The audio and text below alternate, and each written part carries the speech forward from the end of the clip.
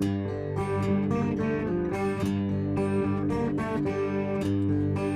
morning, people. This is Radio 3LCR, and we're welcoming you to a hot, sunny Tuesday afternoon. It's gonna be hot, people, so let's buckle up.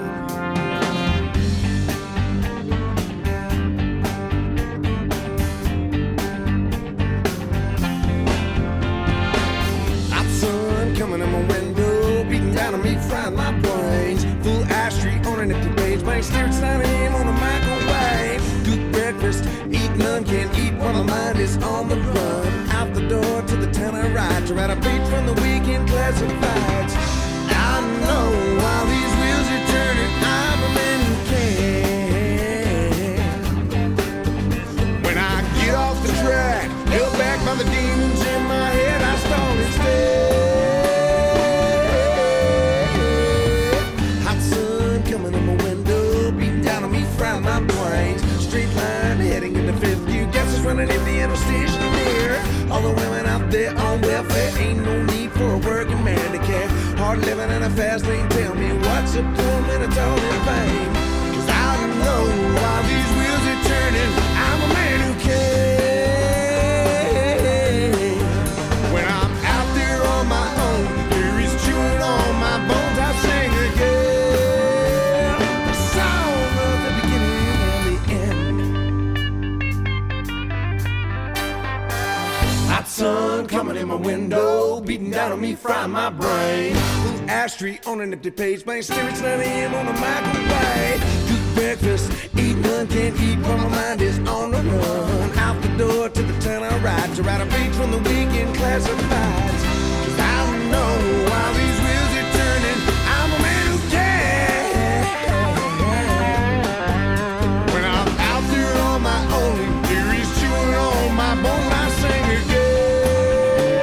The song of the beginning and the end.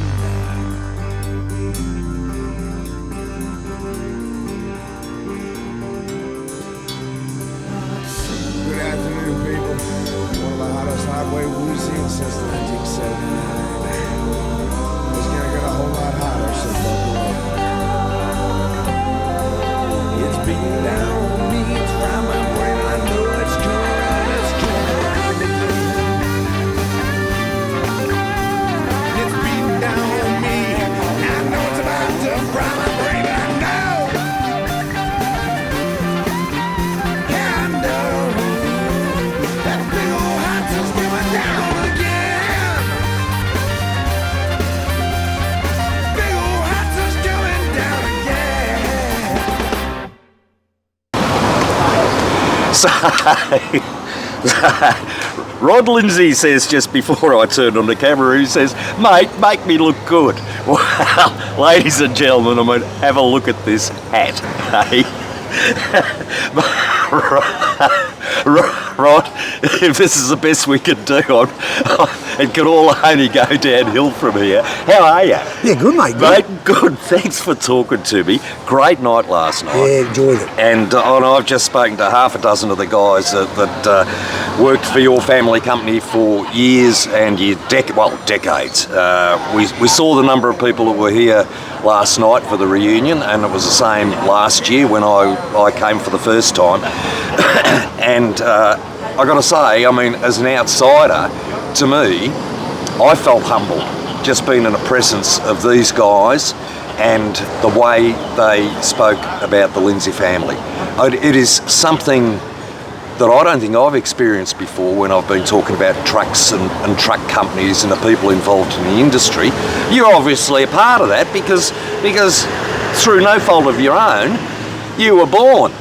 Yep, 1953. 1957. A couple of people told me you were dug up, but I don't believe that. Well, so you are Peter's son. Yep. And Tracey, we're going to talk to soon, hopefully, is your sister. You obviously went into the family business, mate. So just give us a little bit of background. You know, you're running around like a blue-ass fly and annoying the truckies that were loading and unloading in the base, I guess, just up the road here, wasn't it? Yep. Originally.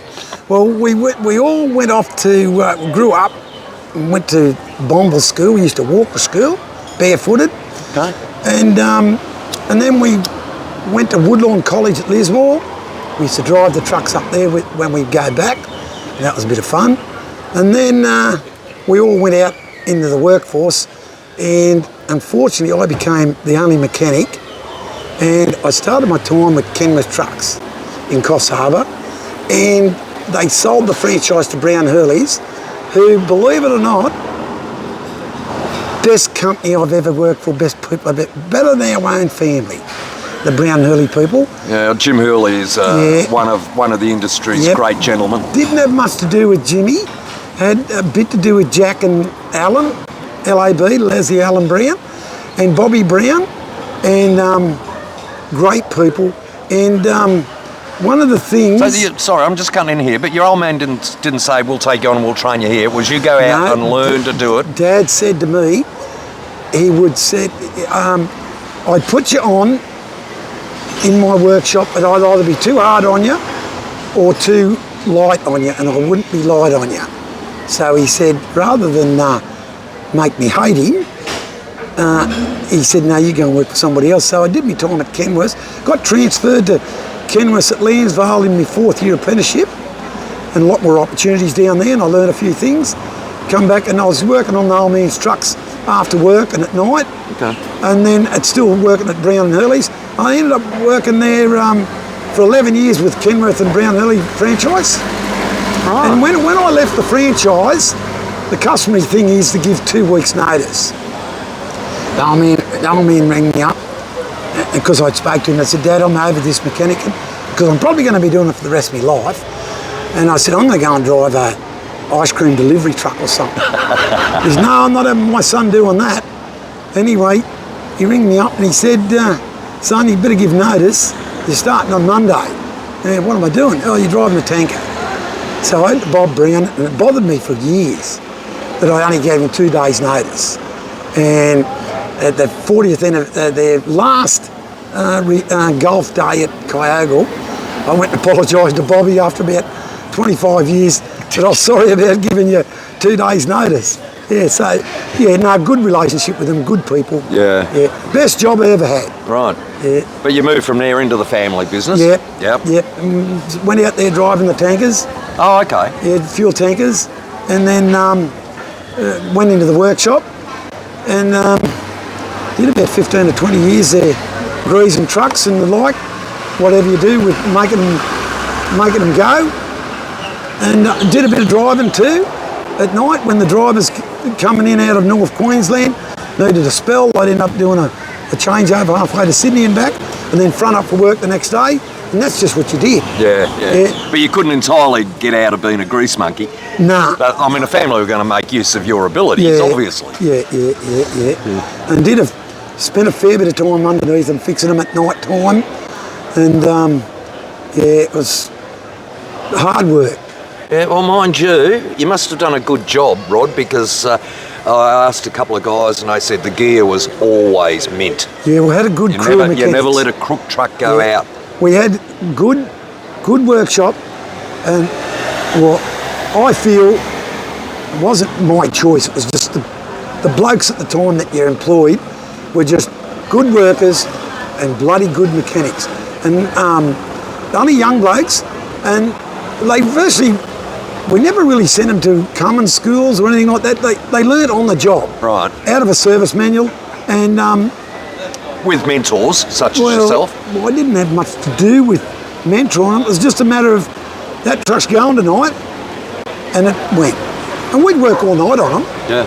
And I remember the 444 come in one night at 11:30, and the next morning at 10 o'clock I was doing an overnight in Melbourne. We put 6 pistons and liners in it, the 3 heads and a turbo.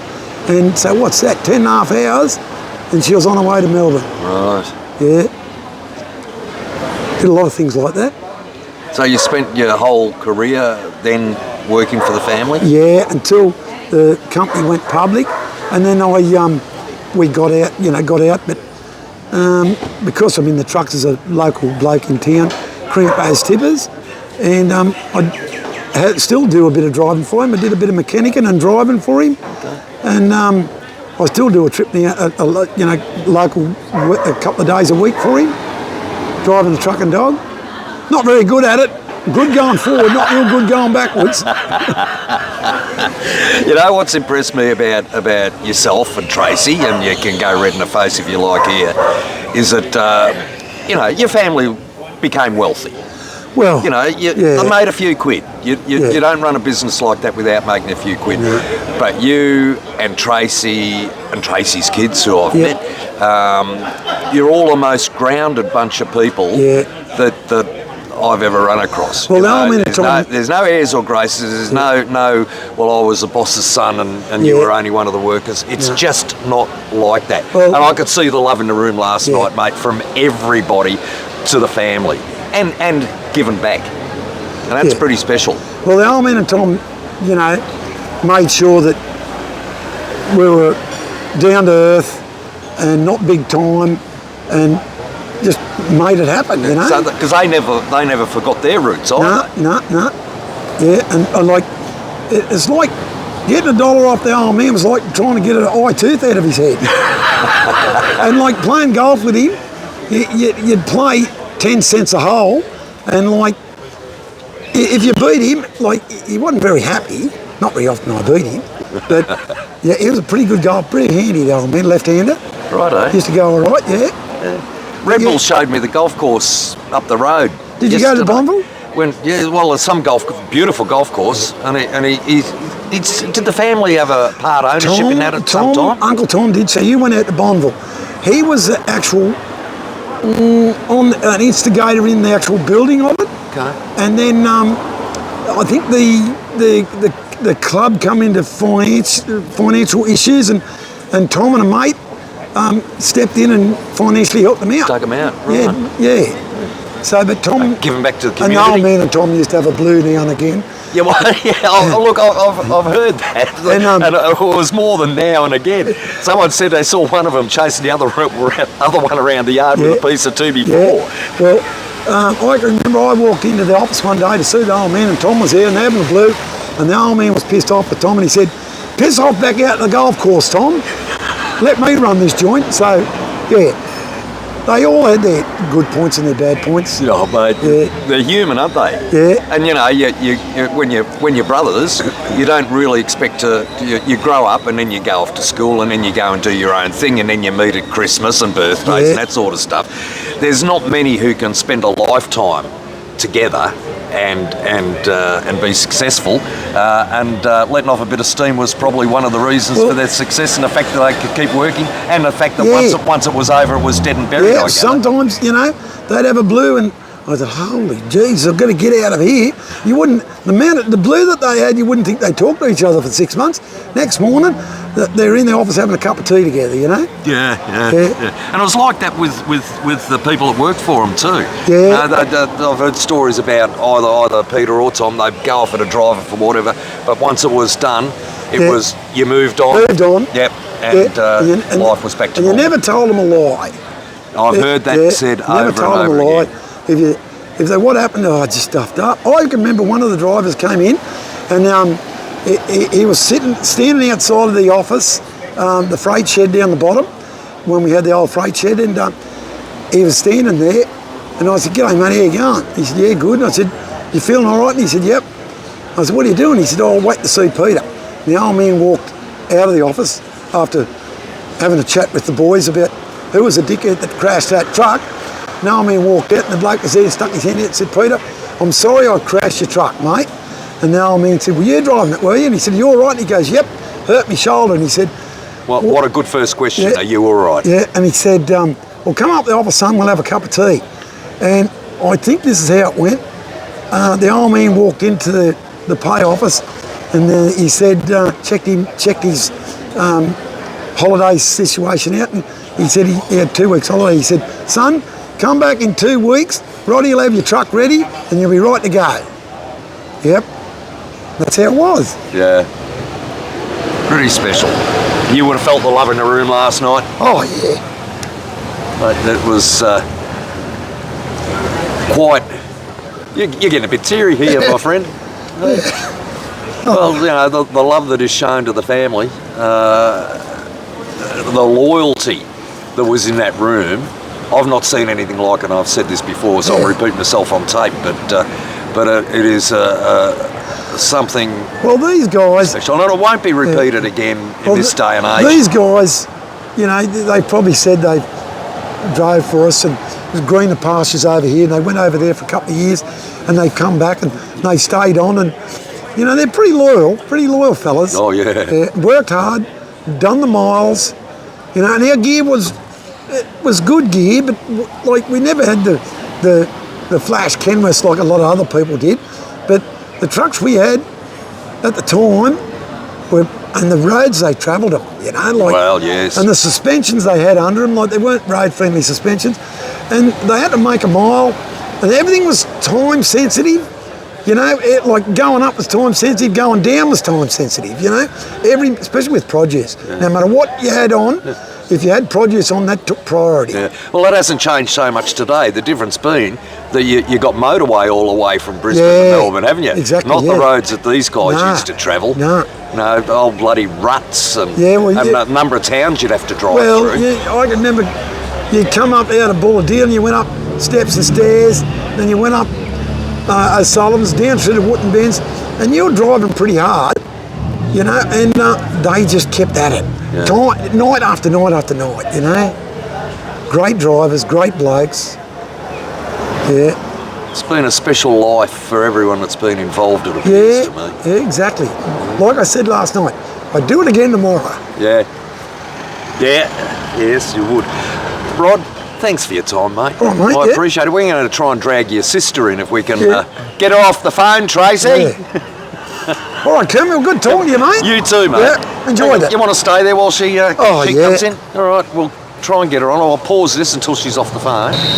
Righto, so we've got Tracey off the phone finally. I'll tell you what, folks, she seems to live on that bloody thing, and I'm sure she has been for the last 12 months and the 12 months before, because there was a... that can stay on the ground. She was been running around like a lizard drinking for at least the last 2 years, and I'm sure longer than that. So Tracey, as everyone would know from the conversation she and I had last year, is a chief cook and bottle washer of one of the great events in trucking and trucking history, I would suggest. Tracey, firstly, congratulations, mate, on an extraordinary night. We've just had brother Rod here in tears talking about the old times, and I saw you in tears last night, and half the room, in fact. So, firstly, congratulations, Thank you. Just a superb night. Superb night. It was, wasn't it? Give us your feelings.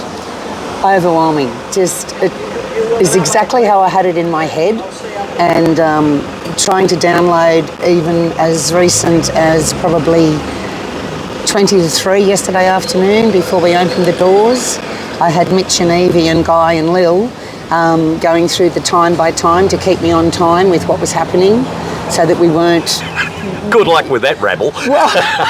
Well, we did pretty well. We come in at 9:29. We were told to finish at, 9:30 was what I'd said to everybody. Yeah. But 9:29 we finished. We could have gone on for hours. Oh, no. But the idea was for the Puff legends to be able to go home at a decent time, and for us young legends to continue partying. Until you get kicked out of the pub. Yeah, well, I went home before that. Oh, did you? Yes, I did. Because last year, wasn't it your lot that were the last to get kicked out? Yes. Or last to leave? Yeah, I didn't stay till stumps, mate. No, I came in and had a couple. And then after that... No, mate. No, I was smart last night. I finished up at the RSL and I went back there to get a kip. Yeah, but tonight I might have a few with whoever's tonight Last around. Man Standing happens. But what happened last year, we had Last Man Standing on the Sunday afternoon, and we went and we couldn't finish it. So then we had to come back again on the Monday night. And then it come to about 20 to 12. There was only me, Thorne, and Roddy left. And Roddy had to pull out at 20 to 12. Last call for drinks, so we went and got a drink, and then we had that, and then 12 o'clock they kicked us out. So that's why me and Thorne are back again with everybody else tonight to see who gets last man standing. And if it doesn't happen tonight, we're back again tomorrow night. And all of the young regulars have already gone. I know. It's the bloody 70 and 80-year-olds that got to kick out. I like that. See, tough truckies and tough trucking families. That's right. Exactly. Yes, exactly. Look, it was a wonderful night, and that video that you put up, and we're gonna put that up here when this video is done, because I think people need to see the conversations that you had in your trip, and we really want that to go beyond the Lindsay family. So with your permission, when I get it, we're going to do that as part of this. That's okay. And this is going to end up being about an hour and a half video, but hey, that's good. It's well worth it. Good. The camaraderie, I've spoken to Rod about this, and the guys, and I know I'm going to get the same reaction from you, but the camaraderie with that company is second to none. Just second to none. I know. You and they turn up every year, and they all catch up on what they've been doing, and they all hug and they kiss, and grown men cry, and that's a good thing. It is. You know, it is. that we can do that. You know, there was a time in our lives, and we grew up in the era where you're not supposed to, and then we get old enough to go, stuff this. I need a bloody good ball, and I love you, mate. And that was seen in abundance tonight. Well, that was the idea, because the plan of attack was when Gimme, Frankie and I got together on the 13th and the 14th of November last year.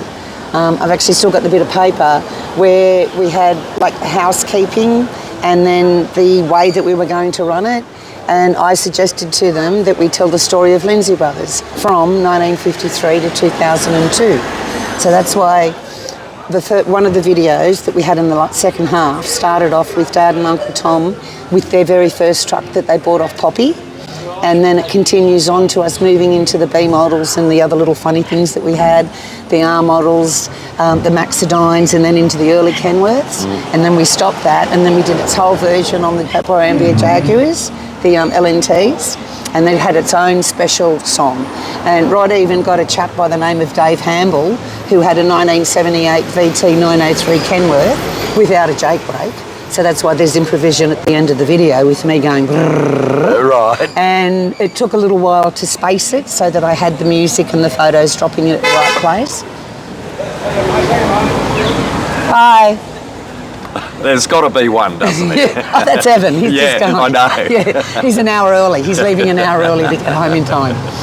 So yeah, that's when we told the thing, and then the song with the legends, because then the LTLs came along, and that really got us pumping. Yeah. And you know, there's nothing better than seeing the LTLs, and with the blue bug deflector, or the orange one, or the clear one, and the big aerial up the front, and the boys, and it sounded so good. Didn't matter whether it was a Cat or a Cummins or a Detroit or whatever, they still sounded really, really good. Yeah. And then the final one was Dad and Uncle Tom looking forward and looking back, and the vision of, you know, what was coming in ahead in the future.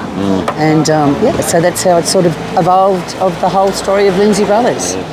The name exists to this day, as we know, but the camaraderie, I'm sure, doesn't. Not like it was. And did you work in the company as well? Oh yes, all my life. I started when I was about 8.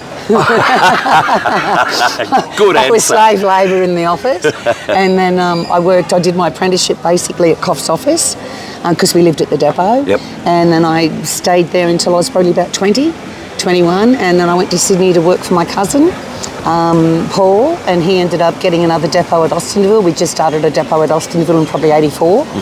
And he went up there, and then through a matter of things that is on my other podcast, without going into detail of what happened, push come to shove and I got the job.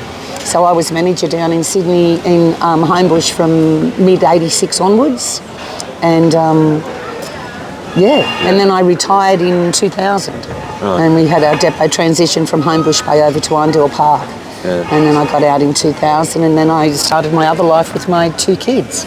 So your home is in Sydney, but your heart is here. Oh, yes. Isn't it? Sawtell, yes. Coffs Harbour. Yes, is definitely. That it? Tracey, you did a wonderful, wonderful job last night. Oh, I had a lot of helpers. My brother Rod, I could not have got it done. I was coming home, we were talking to each other. Everyone's got to have a comedian. Yeah. Well, I had nothing to do, so I just did. Yeah, no, so we just did that. And Tam, Roddy's wife, she was magnificent in doing photos for us and doing wrapping of packages and, you know, running around buying glue, buying cardboard. Frankie and Gimme have been under the thumb Oh, look, I'm the surprised whole they're still time. talking to me. Yeah, I reckon that when this is finished, his hair will sort of go low for a couple of months and say, what do you want now? Yeah, you can't find me. I'm not answering. No, that's right. right, Trace, I'm not answering the phone. No, she got a bit of franchise left over, a bit of merchandise. So the plan is, once she comes back from having a spell, is selling the rest of the merchandise off. Yeah. I better buy a cat before I go. Yeah, going around in an RV selling it out the back of a car. Look, thank you so much, both of you, for what you've done, for allowing me to talk to you, and putting on a stupendous event last night. And we know there'll be another one. Maybe not next year. You think you might have a year's break, Trace? A couple of times. I reckon so. She burnt the boys there. I burn it So now. they'll probably need a spell. Well, in a couple of years' time, we'll look forward to sitting down with you and having a talk again. There'll probably be a few faces that were here this year that won't be there again. Yeah, it's I've mentioned it a couple of times. We saw the list of people who passed on, and it was scary how long it was, to be honest. Yeah, it was. And we'll play that so that people know what we're talking about, because those guys would have met other people outside of the Lindsay family. Absolutely. That some may be surprised to know they're not here. But anyway, we'll put that up, and we'll go from this to the interviews that you did on the road and the other stuff that you showed last You night. notice I did have to cut quite a lot out when I was editing. Yeah, there are things that just don't need to see. A few That's colourful all right. words. Yeah. I tried to keep them. You know, Big Brother was okay with it too. a lady doesn't swear in public, do No. they? Well, I could have been saying frickin'. You know? could have, exactly. You know, the funny thing is, you're in a room full of people that No, I don't say swear that. like troopers. It was a wonderful night. Thank you both. Thanks for talking with Trucking with Kermie. Appreciate it. Thank you, and Kermie. and I love you dearly. I haven't known you long, but you've made me feel like part of the greater Lindsay family, and to me, that is very special. So thank you. Thank you. All right. Okay, alrighty. It's Friday the 9th of May. We are on the M1 northbound, and we are 289 kilometres from Raleigh. And the method to the madness of this little road trip is to catch up with some Lindsay Brother legend drivers, which will be a surprise for everybody. And we're doing a road trip to Raleigh, to Stanthorpe, to Mackay, and back to Sydney in 5 days. And I've got the 2 kids with me, Mitchie and Sammy, and hopefully they'll still be talking to me by the time we finish this little road trip. Mitch, anything to say? Oh, he can't, he's hungover. No. Why are you hungover? I was up all night researching places to see in Raleigh and Kalunganook and wherever the fucking else we're going. Kalungalook. Kalungalook. I was having a Kalungalook actually, what I'm going to do on the trip. Oh, now look at this cockhead, he's made me bloody slow down now. So what were you saying about not swearing? No, I'm not going to swear. Yeah, bleep them out just in case I drop one. Well, I woke up this morning. I said I woke up this morning.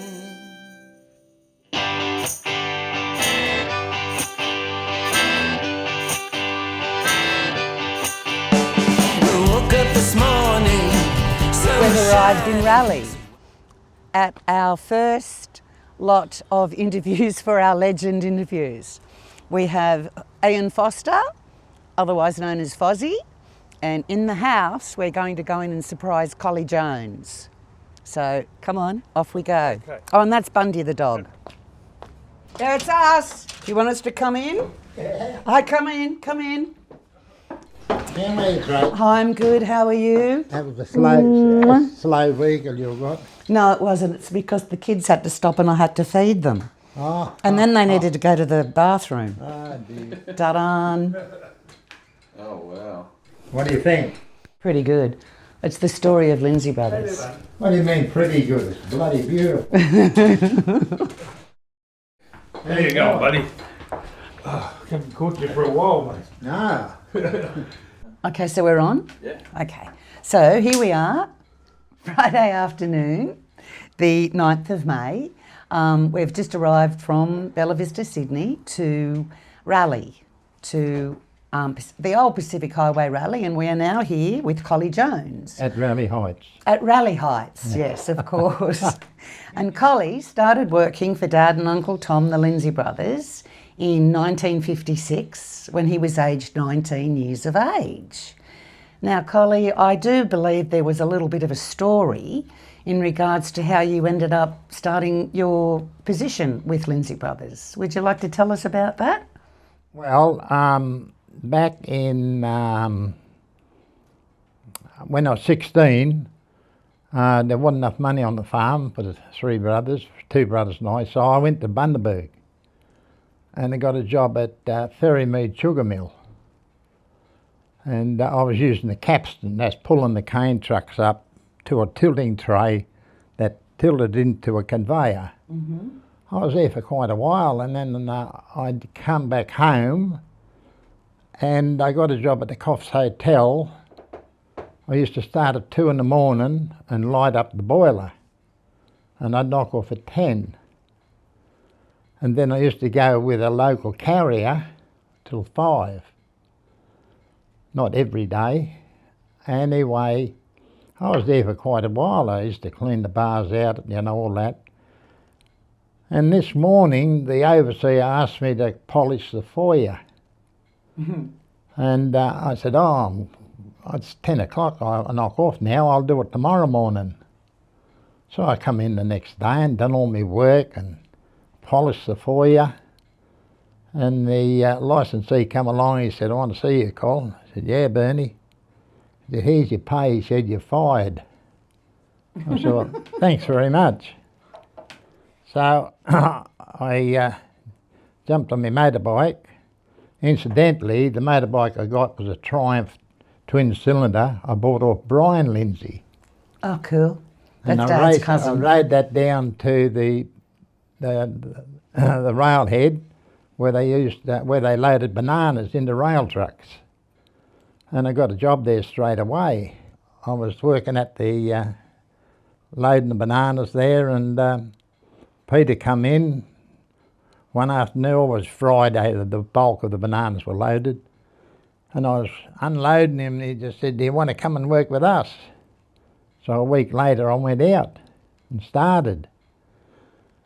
He didn't ask me if I could drive a truck. I never drove a truck in my life. So anyway, checked the little Ford over and I backed her right down. I put her in second gear so I wouldn't crash too many and took off and down to South Boambie, and I went off the highway and went to change the gear, and the gear stick come out of the gearbox. And I pulled up, and God almighty, get the sack the first time here. Anyway, a chap come along and said, what's wrong? And I said, oh, gear stick come out of the gearbox. He said, oh, let me at it. And he put it back in. And it was Harley Eckford, the mechanic. Anyway, I went and done the run and all that and took it down to the railhead.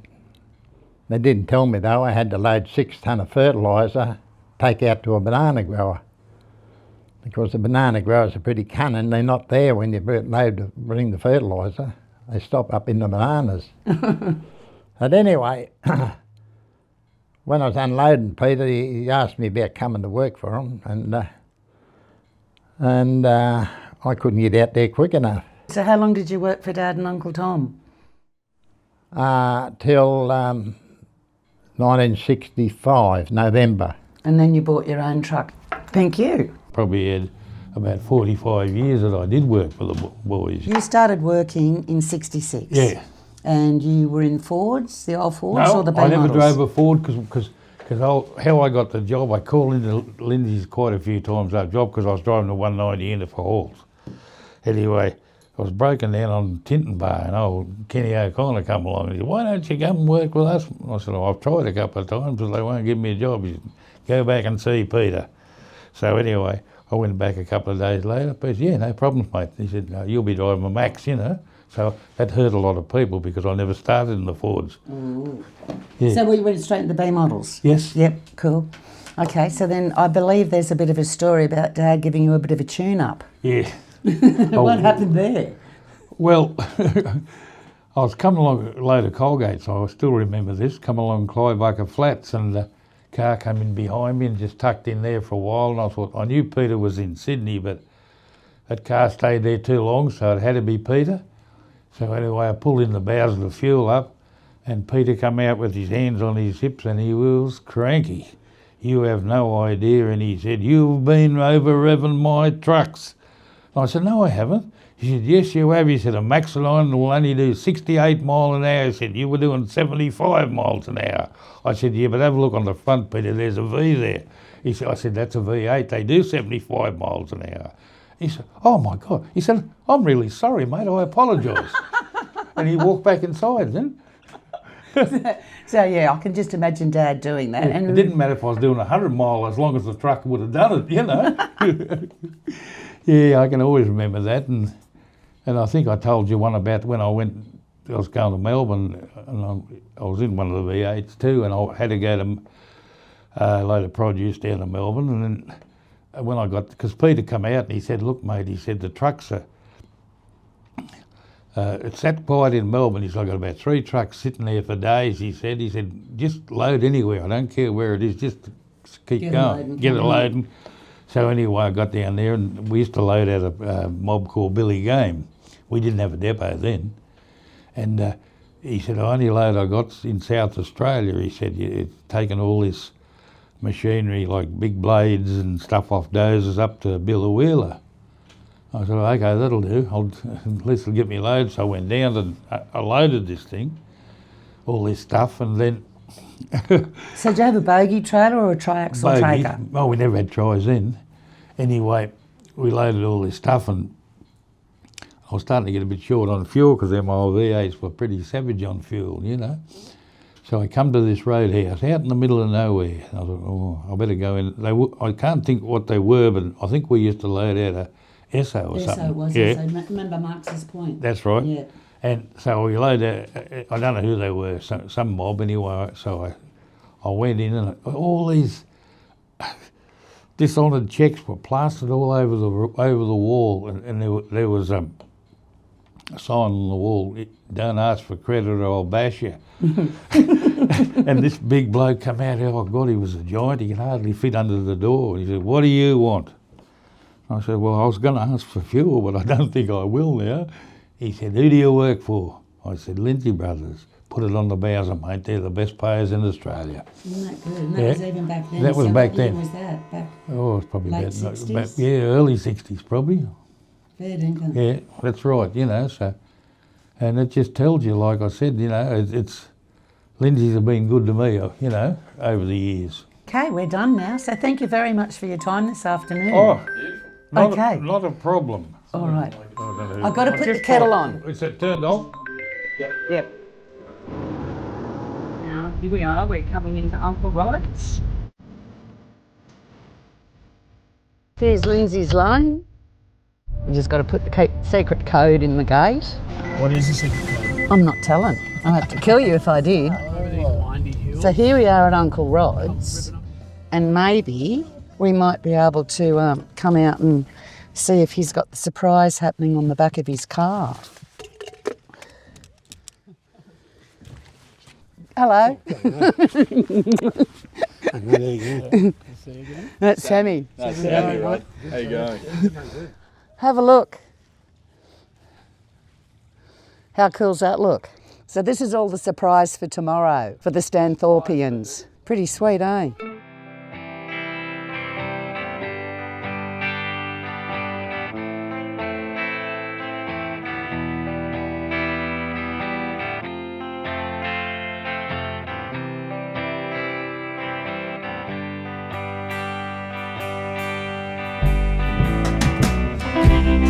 I took some time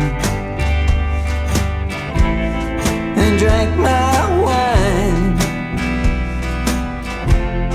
I took some time tonight.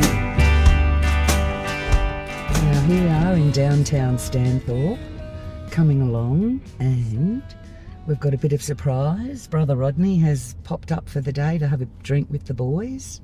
And now we're coming up to the country club and we're going to go straight to the bottle shop because it's been a long trip. Here we are. What are you getting? Nothing. Oh, rum and coke. What do you reckon? We've arrived. Great to see everybody. How long ago, mate? Good to see you. Yeah, you too.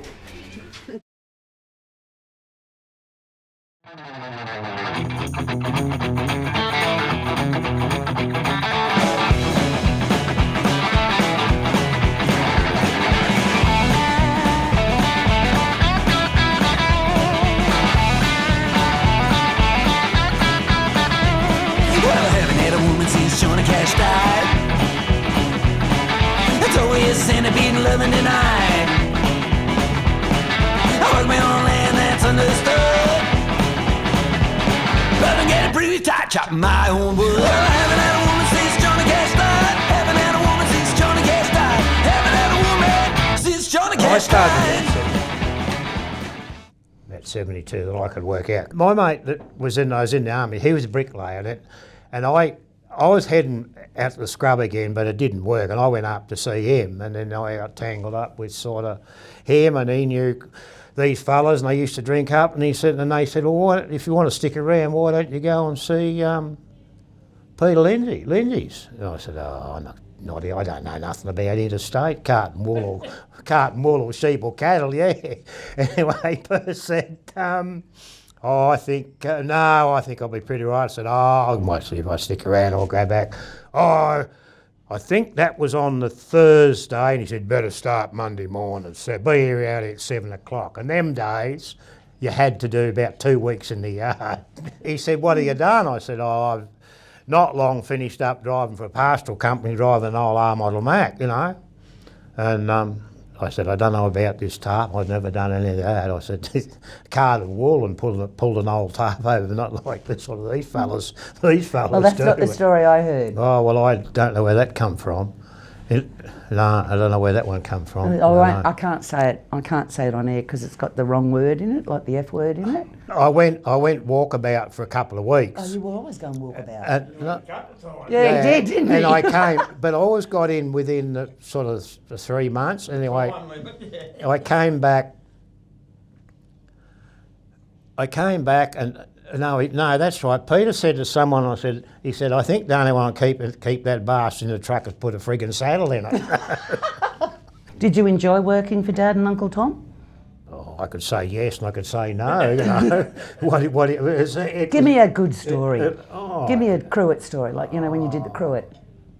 Oh, I never done the cruet. It was no good doing the cruet, you know. Like, yeah, because he wouldn't take it, would he? No, well, neither would the managers, you know, like, it just sometimes you'd want to tell him to stick his whole show up his arse, but you never did because, if the thing with Peter Lindsay and it was old Jack Whitey and probably Lancey Creer and a couple of them older fellas, they said, there's one thing you don't do, and that's tell Peter Lindsay a lie. If you did something wrong, you marched straight up to him and said, I stuffed that, or I did that. So what was your first truck for LBs? Oh, one of the old Fords, 750 And when did you get Ford. number 69? Oh. All right, job's cool. You can go and get another beer now. Thank you. It's all switched off, is it? Yeah. Yeah. Yeah. No, I want to hear Shorty says. Okay, all right, Shorty, okay. Tell All right, Shorty. Thank you for coming. Sure. So tell me, Dale, when did you start? Nervous, but Oh, don't be nervous. I It's all can't good. actually remember exactly. We were talking to Ray about it a while ago, but I know I was there before him. And he said he started in 72. I thought I started in 69 because... What'd you draw? Oh, 69, that's a great number. So what did you... Yeah, So tell me, Dolly. I think so. I think. So what'd you start in? A B model or a Mac? No, I started in a B model, but I was told by a purse that I had to drive a Ford. Oh no, one of those old things. And I was working for Ronnie Few before I started that's with right, Peter. yeah, you were too. Yeah. I started with Fewy. I was there a short time, and Kenny Bell and Baker and that said, come out to Lindsay's, come out to Lindsay's. So I went out, and well, actually Peter said to Belly, see if you can get Shorty to come out and drive for us. And Belly said, you know, they want you to come. So I went out, I said, you know, for a start, and he said, I said, there's only one thing, Peter, in them days they used to have Ford pay, then Mac pay. Yeah. Right? And I just said to him, I don't care what I drive, but I want Mac pay, because I'm not going to leave the job for less. And he went off his tits, of course, and said, you'll start at the bottom like everyone else, you know. And I said, well, look, you're the one that wants me, shove up your ass. So I never started. So, tell me, how did you get to call Dad Purse? Like, and get away with it? You did it all the time. You'd even sit in the office and have a cup of tea with him. Yeah. G'day, Purse, how you going? Yeah. You're the only one I've ever seen. And Belly used to talk to him the same. He used to say Purse, but he never ever commented about it. Yeah, but anyhow, a week or so later, he said to Belly, go and tell that Shorty he can start on Mac Pay. So obviously... So what did you get? Mac Pay. Yeah, no, but what truck did you go? Well, I went away in that B model V8, 998 or 9953 or something. 993. The V8 B model, yeah. They had two of them. Yeah. Yeah, one of them used to hunt a bit. Boom, boom, boom, boom all the time, and I had the other one. So when did you get in the Max? What, Max time? Yeah. Then. Yeah. So what did you have then after the B model? Well, I went away in a Ford a few times, and I'd done what I had to do. Those ugly little ones? Yeah, shit-ass things. What, did you have an open trailer or a van? Hey? A few of the Mac fellas used to often have to do a Ford trip, Yeah, yeah.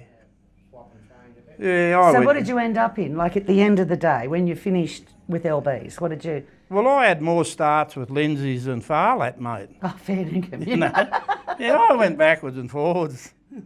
We'd have a row, and... You worked for Enzo Carraro for a while. Yeah, I went with Enzo for a while. I went back to Fewy a couple of times and back to Lindsay's. Had a lot of fun, Well, that's the whole idea. They were good to work for. I'll be honest with you, right? Like I said, I had more starts than Farlap with Lindsay's, but every time I left to go anywhere else, I'd go broke. You'd starve. You'd never get paid. But you'd always come back to Lindsay's, and Percy would say, go and get $20 at petty cash, mate. You know, you'd be broke. You'd always have money in your pocket. And your wages used to go home, and you'd make enough money with your expenses and everything to have a good time. All right, that's cool. Yeah. That's enough. Yeah. Talking about Dad, I'm going to go and get him. He's in the car, and that's what Roddy wanted. He wanted him to come up here and have a drink with you boys. So, Woodsy, tell me, when did you start with us? How old were you? A little bit younger than you are now, but how old were you? A lot of years ago. Back in the B model days. Okay, so which one did you drive? 173. Not a V8. No. No. That's what I started Naturally on. aspirated. Yeah, old 711. But then I progressed. So what year was it when you started with us? Oh, it'd have to be late 60s. Right. So Dad and Uncle Tom were off the road then, weren't they? Yeah. When did you get out of the trucks and get into the depots? About 72. Right, and how'd that happen? I pulled up at the Bowser one night and your dad come out. Woodsy. Potty's left. Oh, Noel Potty. No potty. Yeah, cool. Leaving. God. Give his notice, a week's notice. I want you to go up and run the Stanthorpe depot. I should have done it as I could. I said, you got other blokes have been here a lot longer than me. You got old Yappy. No. I said, I don't know whether I could run it. Woodsy, I know you can. Pete. So how many fights did you ever have with Dad and Uncle Tom? don't think I ever did. I threw off a load of tiles going round the corner in Bogger Road and out in Brisbane. We're going to a place in Tormina, roofing tiles and having derby, Harry Tyler. And went round the corner and there was a little noise and tiles were skidding down the gutter. What were you racing, Harry? Hey? Were you racing with Harry? Yeah. But he won't travel. Anyway, I got home with half a like a pallet of tiles missing. What happened, Woodsy? So I was going round this corner and they fell off. You must be going too fast. So, well, that's the only excuse I can see. He forgot it. He was never thrown up again. You told the truth. Hey? You told the truth. Told the truth. And that was your dad. Tell the truth and you're not in trouble. And what about Uncle Tom? What was he like? He was okay. Yeah. Yeah, no, he's good to work with. He said, Woodsy, you're more like a son to me than a worker. And used to come home from a trip, he'd invite me into the kitchen for breakfast. And So Dad and Uncle Tom were pretty cool to you guys? yeah, no, they were great. If you weren't working for a boss, they were family. Mm-hmm. The way you were treated as one of the family. It was great. Well, that's good. Anyway. And thank you so much for coming all the way from Childers, because when you rang the other day and said, I've just tried to ring the country club, and I said, what are you trying to ring them for? They're not going to be out until 10 o'clock. And you said, oh, because I'm booking a room. I thought you were booking a room for Trevor. No. And then you said, no, I think I might just pop down. Oh, you know, It's kind of like 6 hours drive to pop down and have a drink. Yeah. Have a drink with us. So here I am with Frankie, and we're up here in Mackay. Stage 3 of our little, stage 3 of our little adventure. And we're the team. Well, there's one missing, Gimme, he's gone to work, but that's okay. And we're on the final chapter of making it all happen so that everybody can have a good night. And I wanted to talk to you, Mr. Thorne, in regards to some naughty little things that I sort of heard over the years about things that you don't have to name the other boys when we know they know who they are, but tell me about this little adventure that I heard about. What else did you used to get up to, like back in the real good old days? Oh, just suppose do things you shouldn't, but be on roads you shouldn't be on and get into trouble over it. And then overall, collectively, it was 27 or 29 years that you worked for us? Yeah, nearly 29. All right. Secondly, did you ever get a tune-up from Dad? Oh, many. So when you used to come out of Sydney out of me, you'd do like Quickazare or McPhee's, and so you do the New England with McPhee? Yeah, you never went up the coast road? No. So you just went there? Yeah, got into trouble a few times. Yeah, I was going to say, yeah. I knew you weren't supposed to do that. I didn't want to dob you in or anything. Well, yeah, I mean, said there one day, if you break down, it's too hard to get something to, and I said, what about going to Perth? You haven't got a depot all the way over there. What did you say to that? Nothing, Smart bastard. Yeah, he sort of just looked at me as if to say, idiot. You did some pretty wild stuff. Not me, I was a quiet one. Oh, dear. Who did you get the most revs off, Dad or Uncle Tom? Oh, probably both. So, Tom got up me for stuff on the turntable. How'd you do that? Oh, I just had a little nod of about 130. Oh. Full load of produce. And you flicked it back? Well, it just went off the road and it just went up the road like that. Never rolled, but... And then Tom got up me for months about wrecking the turntable. I said, it never went over, but he said, it cost me $500 a new turntable. I said, but it stayed in its wheels, Tom. I don't care. He said, it still cost me $500. I thought, Jesus Christ. Could have cost him 100,000. Yeah, I know. Yeah. And that was in your LTL? Yeah. So you're glad you're off the road now? Yeah. Yeah, you wouldn't... Too many rules and regulations now. Yeah, so you wouldn't even go back for a play like this sort of thing? No, If 114 rocked up, how would you go? Would you have to take her for a bluff? Yeah. But as long as I didn't put all the shit in like they got in them now. Yeah. Weird. Oh, yeah, the cameras, the Yeah, eyes. Anything overall you want to say about what it was like working for the company? Oh, it was great. As I said just before, you know, like, it was a good company to work for. A lot of people always wanted to work there and didn't get a start, and seen a lot of blokes come there from other people, other mobs and stuff up. But yeah, no, I enjoyed my time there, you know. A few tune-ups and that, but... That was part and parcel. Probably made me a better for who I am today, but no, I was happy. So, cool. About it. Thank you. Cool bananas. See, I can see that coming in mates rates now. We had this idea 2 years ago. What's our sign? So here we are on Tuesday night. Oh no, that. No. So here we are, Tuesday night, let me get the date right. And I lost it. So here we are, Tuesday night, the 13th of May, 5 o'clock at Coffs Harbour, and night off. And I just want to thank everybody. We've had a magnificent time, and I have thoroughly enjoyed talking to the legends. The trip has been completed, and it was more than I could ever expect. It was humbling and very emotional, talking to the legends, and just the humility that they have towards us, the family, and the way that we always have been a family, and I will keep doing it till there's last man standing. Thank you very much.